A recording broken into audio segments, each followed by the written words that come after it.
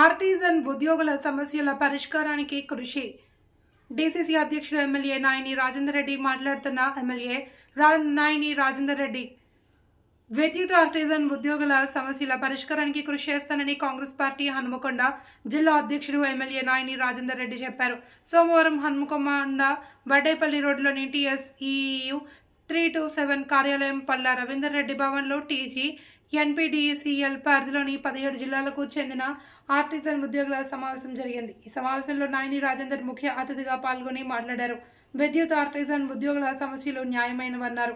గత బీఆర్ఎస్ ప్రభుత్వం ఆర్టిజన్ ఉద్యోగుల సమస్యలపై నిర్లక్ష్యం వహించిందని విమర్శించారు. టీఎస్ఈయు 327 రాష్ట్ర సెక్రటరీ జనరల్ ఇనుగాల శ్రీధర్ మాట్లాడుతూ ఆర్టిజన్ ఉద్యోగుల సమస్యలు ఇప్పటికే సీఎం రేవంత్ రెడ్డి, విద్యుత్ శాఖ మంత్రి బట్టి విక్రమార్క విద్యుత్ సంస్థల యాజమాన్ల దృష్టికి తీసుకువెళ్లారని అన్నారు.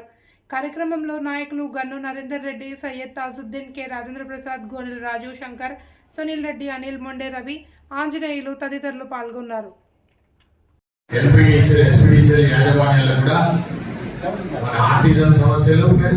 రెగ్యులర్ కార్మికుల సమస్యలన్నీ కూడా కూలంకుషంగా లెటర్ ద్వారా ఇవ్వడం జరిగింది. బట్టి విక్రమార్క గారు ఎలక్షన్స్ అయిన తర్వాత కూడా మళ్ళీ పోయి కలిస్తే మన సమస్యల మీద అన్నిటి కూడా రిపోర్ట్ అడగడం జరుగుతున్నది.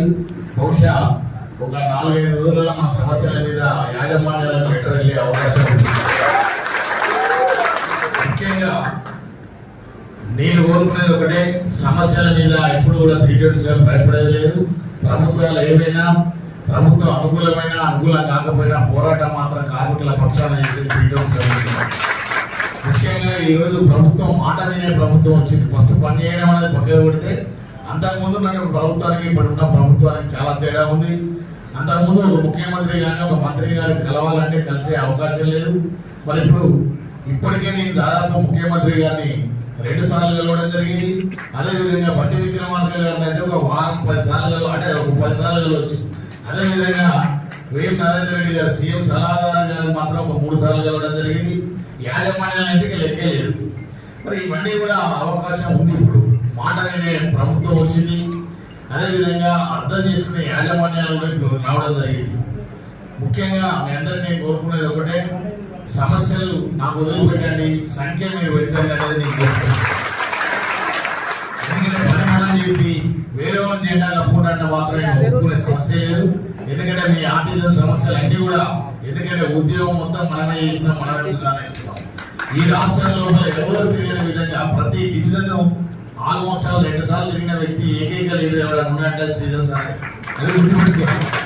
బహుశా ఒక 2-2.5 సంవత్సరాలు రాష్ట్రం మొత్తం తిరిగి ప్రభుత్వం మీద ఒక దండయాత్ర చేసుకొచ్చి ఈ రోజు మీరు ఈ స్థాయిలో ఉన్నారంటే కారణం ఐఎన్టీసీ పెద్దలు సంజయ్ రెడ్డి గారు అనే మాట వాస్తవం. ఎందుకంటే సంజయ్ రెడ్డి గారు ఇచ్చిన డైరెక్షన్ ప్రకారంగా కార్మిక సంఘాలన్నింటినీ కూడా ఐక్యం చేసి తద్వారా ఉద్యోగం చేసి ఈరోజు తెలంగాణ రాష్ట్రం లోపల ఏ సెక్టర్లైనా ఉద్యోగులు ఈ మాత్రం రెగ్యులర్ అయ్యారంటే ఒక ఎలక్ట్రిసిటీ డిపార్ట్మెంట్ తప్ప వేరే డిపార్ట్మెంట్ లేదు.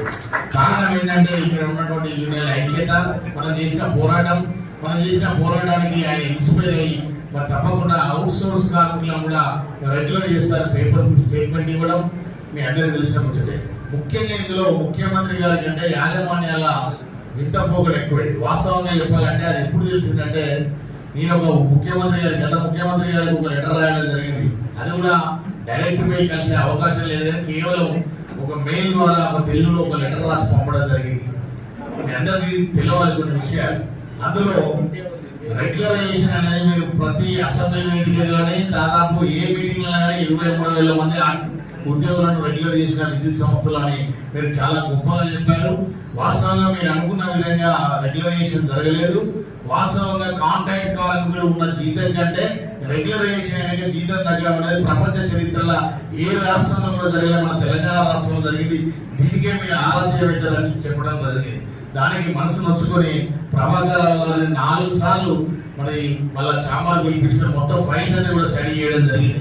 వాస్తవంగా ప్రభాకర్ రావు గారిని కోప్పడడం కూడా జరిగింది.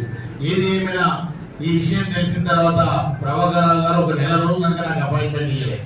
కారణం ఏం సార్ అంటే, నువ్వు ముఖ్యమంత్రి గారికి ఇలా లెటర్ రాసినావు, దానిలో మా పరువు తీసే విధంగా ఉంది, ఆయన చాలా సీరియస్ అయ్యి రెగ్యులర్ అయిన జీతం పెట్టగలుగుతుంటే మన టేబుల్తో సహా ఇచ్చి చూపెట్టడం జరిగింది. మరి వాస్తవానికి ముఖ్యమంత్రితోనే మాట్లాడిన నాకు అవసరం లేదని కూడా నా మీద కోపానికి రావడం, మరి నేను చెప్పింది వాస్తవమా కాదా మీరే చెప్పండి అని చెప్పడం, ఏదైనా ముక్కుసూటిగా సత్యాన్ని సత్యంగా చెప్పినటువంటి ఏకైక ఎంత ప్రభాకరావుతో పుట్టడా పెట్టినా, మన ఈనాడు ఆఫీసు కూలగొట్టినా, మన మీద కేసులు పెట్టినా, మనం దగ్గర అనేకపోయినా లాస్ట్ అంత మంది ఉందట కూడా శ్రీధర్ అంటే నాయకుడు, నాయకుడు అంటే శ్రీధర్ అని చెప్పిన సందర్భాలు. కారణం మన వ్యక్తిగత విలువల మీద, మన సంఘంకు ఉన్న క్రమశిక్షణ మీద మనకు ఆ విలువ రావడం అనేది జరిగింది. మరి ముఖ్యంగా ఇప్పుడు మీరందరూ బాధపడుతున్నమాట వాస్తవం. మీ బాధలు తీరాలంటే కొంత సమయం అయితే అవసరం. ముఖ్యంగా మీరు కోరుకునే ఏపీఎస్సీ రూల్స్ ఇప్పించే బాధ్యత తప్పకుండా మీకు ఏపీఎస్సీ రూల్స్ ఇప్పించే బాధ్యత నాది. తప్పకుండా కొంత సమయం గడిచినా తప్పకుండా దీని మీద ఒక నిర్ణయానికి ప్రభుత్వం నిర్ణయాన్ని తీసుకునే విధంగా తప్పకుండా నా పోరాటం ఉంటుంది. ఒకవేళ ప్రభుత్వం మంచి లేకపోతే ఇదే ప్రభుత్వం మీద దండయాత్ర చేయడానికి కూడా సిద్ధంగా ఏమాత్రం భయపడే అవసరం లేదు. ఎందుకంటే ప్రజాస్వామ్యంలో నిరసన అనేది మన హక్కు. మరి తప్పకుండా నిరసన ద్వారానైనా ప్రభుత్వానికి మన సమస్యను తీసుకువెళ్దాం. మరి ముఖ్యంగా మీరు కోరుకున్న సమస్యలు ఏంటి? ఇంతకుముందు చాలా మంది చెప్పారు, రిక్రూట్మెంట్ సబ్ స్టేషన్ లో చాలా వరకు వాస్తవంగా రిక్రూట్మెంట్ లేక చాలా ఇబ్బంది పడుతున్నమాట వాస్తవం. రిక్రూట్మెంట్ మీద యాజమాన్యాలతో మాట్లాడడం జరిగింది. ఒక సపరేట్ రిక్రూట్మెంట్ చేయడానికి యాజమాన్యాలు నిర్ణయం తీసుకున్నాయి.